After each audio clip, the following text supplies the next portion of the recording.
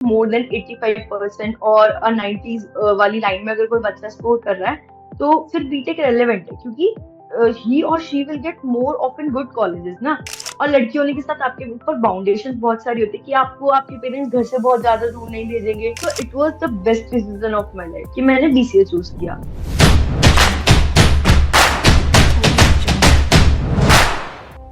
To get free career counseling, check the link in description box and pin the comment below.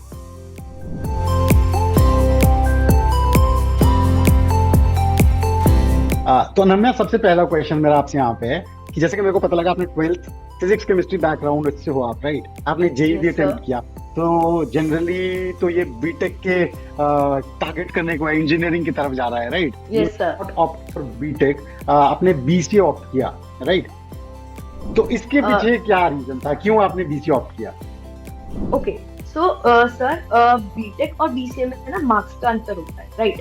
तो I would recommend if a person scores more than 85% और 90s वाली line में अगर कोई बच्चा score कर रहा है तो फिर बीटेक रेलेवेंट है, क्योंकि ही और she will get more of in good colleges ना, अच्छे कॉलेजेस मिलेंगे, तो उस केस में जॉब अपॉर्चुनिटीज आपको ज्यादा मिल जाती है, राइट? बट जब आपके मार्क्स, जैसे कि I am an average student, तो मेरे तो 75% 80% उतने ही थे।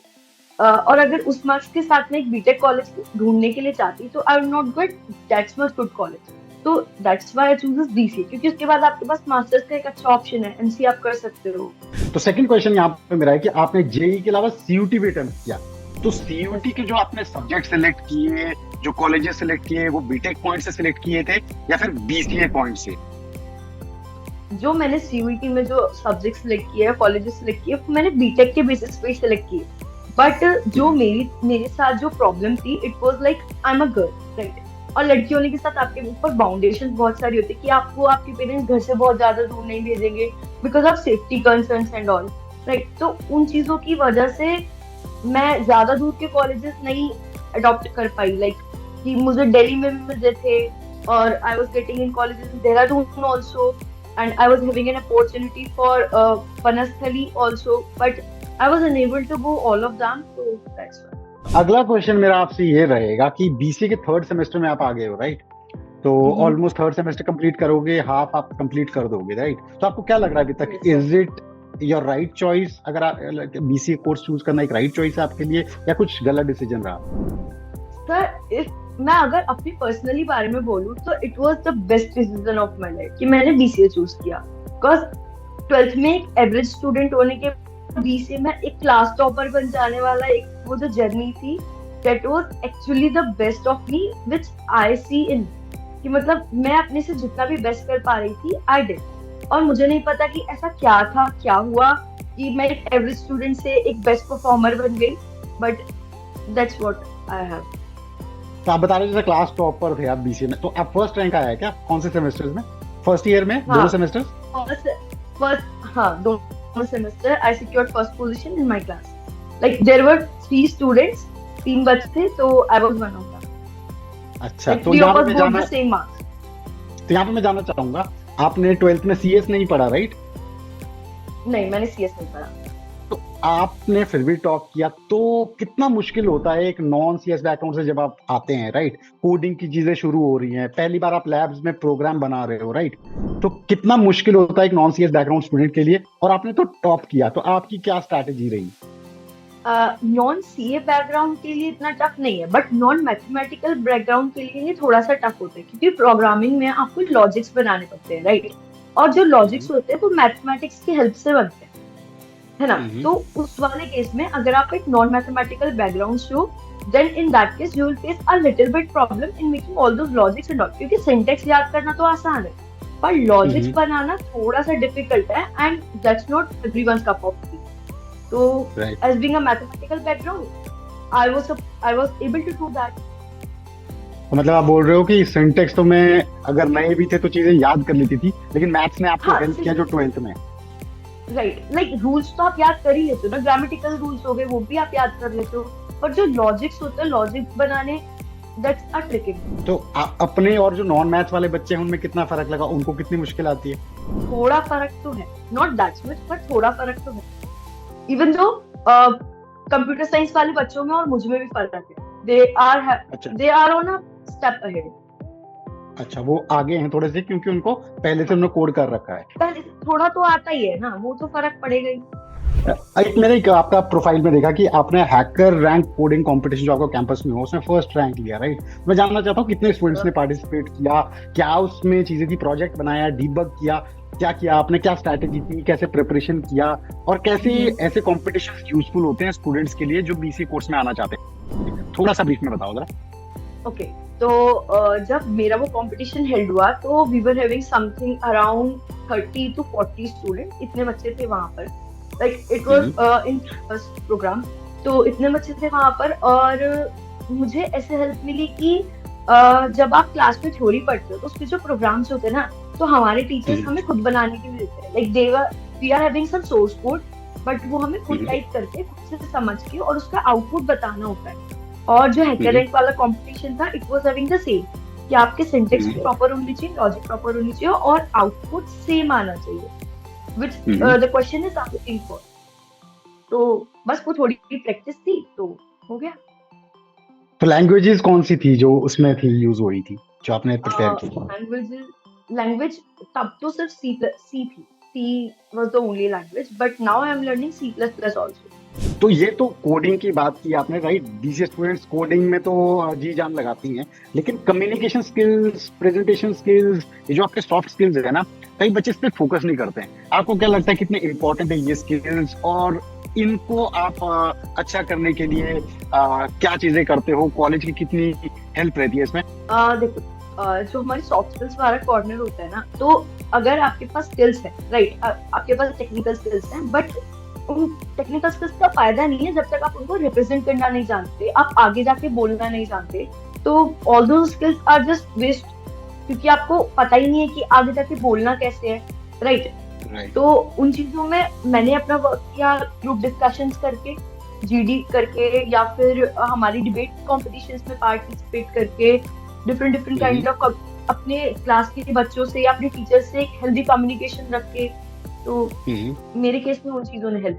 मेरे को लग रहा है एक और चीजों ने हेल्प की. मैं देख रहा था कि आपने first position group dance competition, उसके अलावा टेक कैरियोके, फिर उसके अलावा आपने टेक वीडियो फेस्टिवल, राइट? ऐसे एक्स्ट्रा करिकुलर एक्टिविटीज में पार्टिसिपेट कर रहे हैं. This also boost confidence, right? ये भी आपको हेल्प करता है.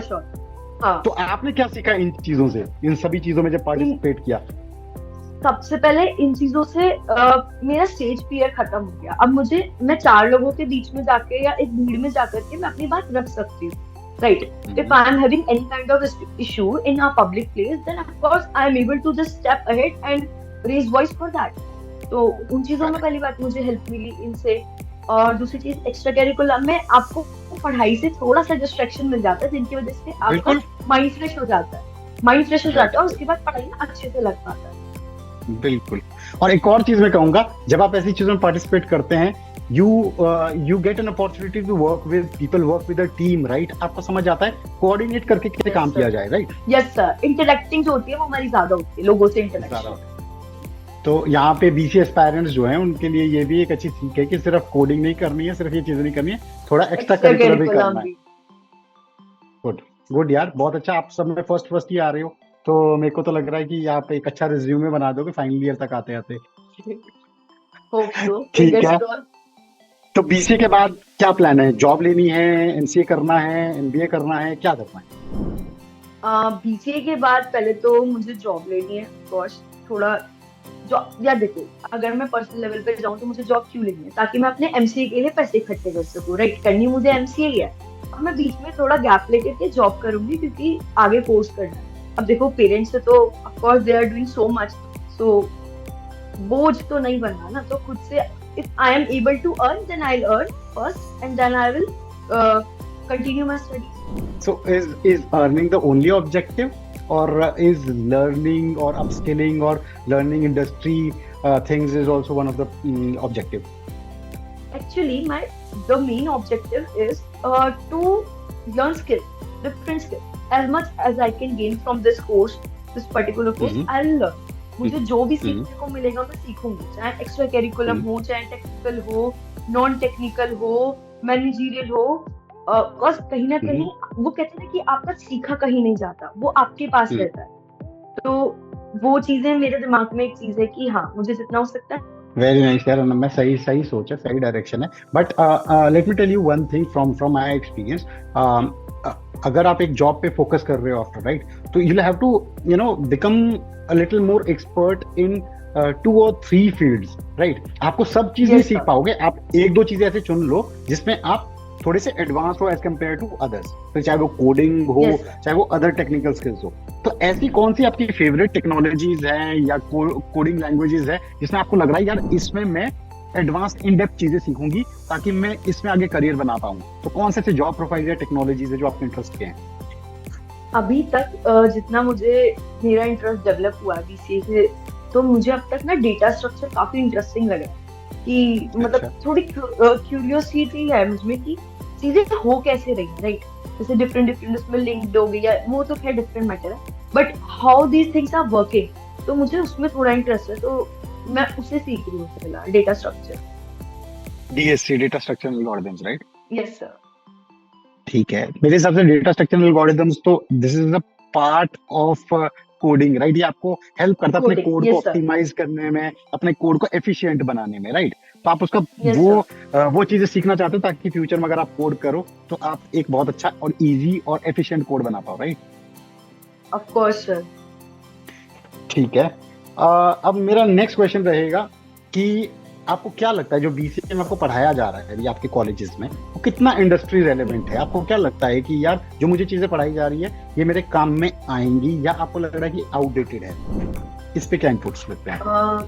सर, जितनी अभी तक चीजें सिखाई गई हैं, ऑफ कोर्स सारी की सारी काम रहेंगे, जितना अभी तक मेरा ओपिनियन है। क्योंकि आप जितनी भी चीजें लर्न कर रहे हो वो कहीं ना कहीं आपकी लाइफ में काम आती हैं। और when we go for the industries और ऑफिसेज, तो उसमें भी हर चीज हम्म। काम आएगी। अब आपकी स्किल्स हैं, ऑफ कोर्स वो तो आपकी जॉब में काम आएंगी आएंगे। And when we talk about the soft skills, तो वो भी आपको काम आएंगे, इंटरेक्ट करने से लोगों में। आपके वो जो कहते हैं ना बॉस लेडी वाला एटीट्यूड रखने में, तो वहाँ पे सॉफ्ट स्किल्स काम आएगी। Because you should have something ना, you should have courage to speak. उस चीज में सब चीजें काम तो आएंगी। बॉस देयर इज बनना है नथिंग अपने? जस्ट वेस्ट, काइंड ऑफ कह सकते हैं। नहीं नहीं, बढ़िया है, बढ़िया है। अच्छा, एक और चीज मैं पूछना चाहूंगा कि कोई ऐसा मिथ है जो आपका ब्रेक हुआ हो, जो आपने 11th-12th में सोचा हो कि कॉलेज में जाके ऐसा होगा और फिर वैसा नहीं हुआ, या फिर उससे अच्छा हुआ? कोई ऐसी चीज है? मेरा ना मिथ था कि जो हमारी ग्रेजुएशन वाली जो डिग्री होती है, जो कोर्सेज होते हैं, मुझे लगा था बीसीए ना बहुत हार्ड होगा, मैं तो कर ही नहीं पाऊंगी, पता नहीं कैसे करूंगी। पीसीएम था, एकदम से कंप्यूटर आ गया, पता नहीं कैसे होगा कैसे नहीं होगा। But it was not that hard. मतलब लोगों को लगता है कि बीटेक बीसीए बहुत ज्यादा हार्ड है, बट इतना हार्ड नहीं है। आप थोड़ा सा इनपुट दोगे, you will able to do things very good. तो यही मेरा मिथ था, और दैट वाज बस्टेड। ठीक है। और इंटर्नशिप्स का भी मैंने देखा, आपने इंटर्नशिप भी वेब डेवलपमेंट में किया, राइट? तो हाँ, वो yes, sir. इंटर्नशिप अपॉर्चुनिटी आपको कब मिली, कैसे मिली, और कितना फायदा हुआ उससे आपको? ओके, सो मैंने की थी summer internship. That was my summer internship, जिसमें मैंने वेबसाइट डेवलप की थी। वो अपॉर्चुनिटीज मेरे सभी क्लासमेट्स, पूरे बैचमेट सबके पास आई थी। बट इट डिपेंड्स कि आपने वेबसाइट डेवलप कैसे करी, राइट। कितना अच्छा आपका फ्रंट एंड पे आपने कितना अच्छा काम किया। मेरी मैम ने मुझे हेल्प करी फॉर श्योर। उनकी हेल्प के बिना तो मैं कर नहीं पाती, पर उन्होंने मुझे हेल्प करी, तो मैंने वो एक अच्छा इंटरफेरेंस वगैरह सब कुछ अच्छा रेडी किया। There were certain levels, level A, B, C. So even though I secured positions, so I was selected in top 30 students, I guess. I don't recognize the particular number, but I was selected in something number, and I got a coupon for 500 rupees. अरे वाह, क्या बात है, good. तो मतलब आपको लगता है पढ़ाई के अलावा जब इंटर्नशिप हम करते हैं तो ये हमें प्रैक्टिकल चीजें समझने में बहुत मदद करता है? बिल्कुल सर, जब आप इंटर्नशिप करते हो ना, तो आपको प्रैक्टिकल नॉलेज ज्यादा होती है। आपको पता चलता है कि चीजें करनी कैसे हैं, how to represent things, right. ठीक है, गुड। तो इसके बाद मैं आपसे पूछना चाहता हूँ कि कोई ड्रीम कंपनी जहाँ पे काम करना हो, या ड्रीम सैलरी पैकेज की बीसीए कंप्लीट करूँ, इतना पैकेज लगना चाहिए मेरा? देखो, इतनी तो मैं अवेयर हूँ कि बीसीए करने के बाद फ्रेशर्स को बहुत अच्छी जॉब नहीं मिलती। I am like away for the reality. So I'm just hmm, expecting the package of 6 LPA or 7. That's it. That's ठीक only है, my good benchmark good. right now. नहीं नहीं, बढ़िया है, बढ़िया है, बिल्कुल। अगर आप इतना एक्सपेक्ट कर रहे हो, थोड़े से स्किल्स को अच्छा कर रहे हो, तो डेफिनेटली मिल सकता है इतना। और आपको अभी पढ़ाई के दौरान आपको क्या लग रहा है कि यार एक बीसीए फर्स्ट ईयर में जब बच्चा आता है, फर्स्ट सेम में बच्चा आता है, लैपटॉप कितना जरूरी है उसके लिए? मतलब होना ही चाहिए, कितना काम आएगा, या फिर बाद में ले सकता है? अगर बाद में लेता तो कितनी प्रॉब्लम आ सकती है उसको? देखो, लैपटॉप तो मुझे ऐसा लगता है कि अगर आप एक टेक्निकल कोर्स कर रहे हो तो लैपटॉप आपके पास होना चाहिए, क्योंकि आप कोड परफॉर्म कहाँ पे करोगे? फोन में तो परफॉर्म करना बिल्कुल भी मतलब कोई लॉजिक ही नहीं है फोन में परफॉर्म करने का। तो आपको लैपटॉप तो चाहिए ही चाहिए, डिफरेंट डिफरेंट स्किल्स करने के लिए या आपको कोड करने के लिए लैपटॉप तो चाहिएगा। तो that is a mandatory thing. ठीक है, ठीक है। और लास्ट में, आप खुद एक 12th 11th के स्टूडेंट रहे हो, राइट? आपको पता है उसके यस सर। टाइम जब बीसीए में आ रहे होंगे, आपके क्वेश्चंस काफी रहे होंगे। तो ऐसे ही क्वेश्चंस बहुत सारे स्टूडेंट्स के जो भी आना चाहते हैं उनके भी होंगे। तो उनके लिए क्या एडवाइस होगी? किन बच्चों को बीसीए कोर्स करना चाहिए और किन को अवॉइड करना चाहिए? पहले तो अगर कोई भी मैथमेटिकल बैकग्राउंड से है तो उन लोगों को बीसीए चूज कर लेना चाहिए, है ना? क्योंकि अगर आपके पास मैथ्स है तो काफी आपके लिए रेलेवेंट हो जाता है, आप चीजें बहुत आसानी से कर लोगे, इतना ज्यादा कुछ टैकलिंग के लिए है नहीं। तो और अगर मैं कहूँ कि किन लोगों को करनी चाहिए, तो मैथ्स वाले होंगे, और ज्यादा मेहनत नहीं करनी पड़ेगी, थोड़े से एफर्ट्स डालोगे, it will give you some good output. तो यही है। और नहीं किसको करनी चाहिए?